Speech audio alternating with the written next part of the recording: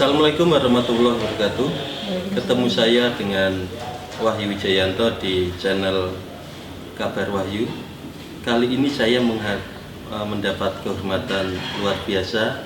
Di samping kanan saya ini perempuan hebat, dokter, pengusaha, dan sekarang menjadi calon Bupati Kabupaten Demak, Mbak Estia. Assalamualaikum Mbak. Waalaikumsalam. Kabar baik Mbak? Alhamdulillah. Masih strong? Alhamdulillah. Masih bisa kemana-mana untuk ini? Ya, alhamdulillah, walaupun ada corona kita tetap jaga kesehatan biar terhindar dari virus-virus itu. Termasuk kita jaga jarak ya Mbak? Iya. Ada beberapa hal yang ingin saya tanyakan kaitan dengan urusan pilkada nanti. Mbak, jenengan itu kan latar belakangnya dokter, punya gelar sarjana ekonomi, juga lama belajar mondok di pesantren. Itu gimana sih Mbak, kok dokter juga sarjana ekonomi juga di pesantren? Ceritanya bagaimana biar kita semua? Jadi gini ceritanya, zaman dulu saat saya kecil itu tentang yang sekarang trennya boarding school, di mana sekolah agama dan sekolah umum itu bisa dalam satu tempat. Zaman dulu susah sekali, dan alhamdulillah dari keluarga saya itu basic agamanya alhamdulillah lumayan kuat. Jadi di mana kita bisa dari keluarga menginginkan kita kedepannya itu bisa sekolah umum dan agama itu bisa sejalan. Nah, akhirnya orang tua itu mengarahkan di mana kita juga sekolah di sekolah negeri tapi juga pesantren. Saat di SD dulu saya beberapa tahun di mondok di Asyarifah Meranggen Demak. Sekolahnya di MI Kutubiyah beberapa tahun, kemudian lanjut di SD negeri Demak, lulus dari SD, lanjut SMP Negeri 2 Demak, sekaligus di situ juga saya mondok juga di Pondok Pesantren Al-Fatah Kauman Demak. Okay. Kemudian lanjut lulus SMP, lanjut SMA juga begitu sejalan karena tidak bisa salah satu pincang. SMA saya lanjut di SMA negeri di salah satu SMA di Kudus, dan juga di situ saya juga mondok di Pondok Pesantren Al-Falah Bari Kudus. Kalau mungkin yang kenal itu di Mbah Bashir, almarhum Mbah Bashir. Kemudian kenapa kok bisa ekonomi dan kedokteran secara bersama-sama ya? Saat itu saya tahun pertama saya mendaftar di kedokteran. Takdir Allah belum mengizinkan saya untuk menjadi dokter. Kemudian saya beralih untuk untuk sekolah di ekonomi terlebih dahulu. Tahun berikutnya saya mencoba lagi dan qadarullah alhamdulillah diterima di kedokteran. Sayang sekali kalau salah satu ekonomi saya lepas, sangat sayang sekali. Akhirnya dua-duanya bisa berjalan bersamaan, sekalipun berat, tapi dengan keinginan, dengan semangat, apapun bisa terlampaui. Nggak pusing itu Mbak? Dokteran itu kan yang sekolah yang tekun, harus pintar, harus ini. Kedokteran sekaligus ekonomi di mondok itu kalau saya bayangkan pusing nggak Mbak? Jangan pusing nggak sih Mbak itu? Kok bisa melewatinya dengan baik itu loh? Ya, kalau ada tekad dan semangat, keinginan, apapun yang susah, apapun yang dianggap tidak mungkin bagi orang lain, tapi dengan adanya doa dari orang tua, kehendak dari Allah Subhanahu wa Ta'ala, dan doa dari orang tua, insya Allah semua bisa terlewati. Dan alhamdulillah semua bisa terlewati. Yeah. Mbak, sekarang jenengan menjadi dokter, mempunyai beberapa usaha. Tentu saja secara ekonomi kan sudah mapan. Tetapi kok dengan dokter punya banyak usaha, kok ada panggilan menjadi calon Bupati Demak? Itu apa sih Mbak yang pertimbangan?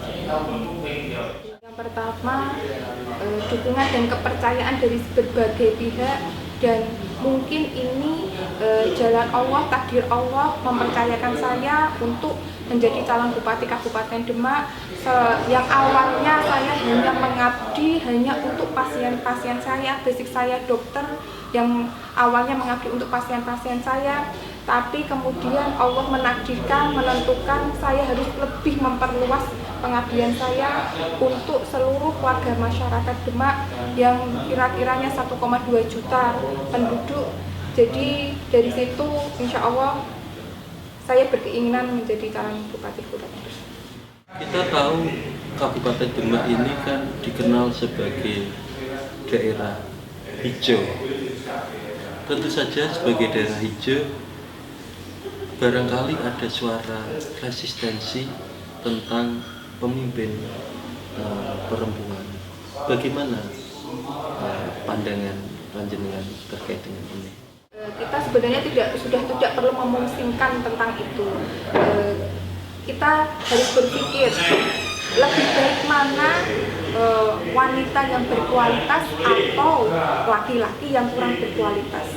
Itu semua sebenarnya sudah ada banyak contohnya. Salah satunya di Provinsi Jawa Timur, di mana Bu Khofifah dan Bu Risma sudah mencontohkan dan sudah memperlihatkan, sudah dipercaya di Jawa Timur dan di tingkat nasional, dan di sana juga daerah hijau sudah tidak diragukan lagi untuk kepemimpinan perempuan. Jadi untuk alasan dikotomi perempuan dan laki-laki di daerah hijau semestinya sudah selesai. Kita melihat Bu Risma dan Bu Khofifah juga di daerah hijau, dan Demak pun juga seperti itu, kira-kira begitu. Iya. Dengan kemudahan jenengan, pasti energi itu kan masih berlebih. Banyak ide-ide yang barangkali sudah terlintas di benak jenengan ini. Nah, nanti untuk pilgub rencananya kan, bukan rencananya ya, jenengan berpasangan dengan Pak Joko yang kita tahulah dia sudah sangat senior di pemerintahan, sekarang menjadi wakil bupati, sangat berpengalaman. Kira-kira komunikasi atau bentuk kerjasama yang bagaimana kaitan dengan jenengan muda yang penuh energi dengan Pak Joko yang sudah berpengalaman ini? Dengan saya yang masih muda, energi masih banyak, masih semangat, penuh dengan inovasi dan kreasi, dengan kemudahan saya dan pasangan saya Pak Joko, kalau kita sinkronkan, kemungkinan diharapkan kedepannya lebih baik. Jadi saya ada inovasi-inovasi baru, Pak Joko juga banyak pengalaman di birokrasi pemerintahan. Jadi dengan pasangan ini bisa saling mengimbangi dan memajukan kedepannya Demak lebih baik lagi. Kira-kira apa sih Mbak yang ingin jenengan tingkatkan kalau nanti Desember nanti Allah mengizinkan jenengan dan Pak Joko menjadi duet muda dan berpengalaman untuk memimpin. Kira-kira apa yang ingin jenengan tingkatkan di tahun itu?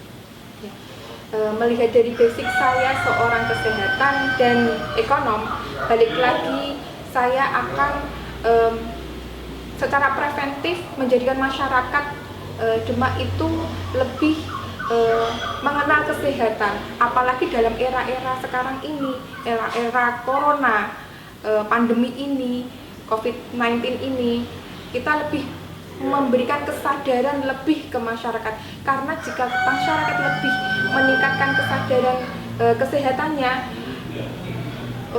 angka kesakitan akan berkurang. Dengan masyarakat yang lebih sehat, masyarakat akan lebih hidup lebih sejahtera. Kenapa bisa seperti itu?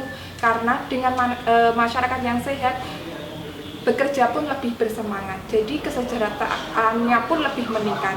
Di satu sisi lebih ke bidang keekonomiannya, banyak faktor yang akan kami tingkatkan.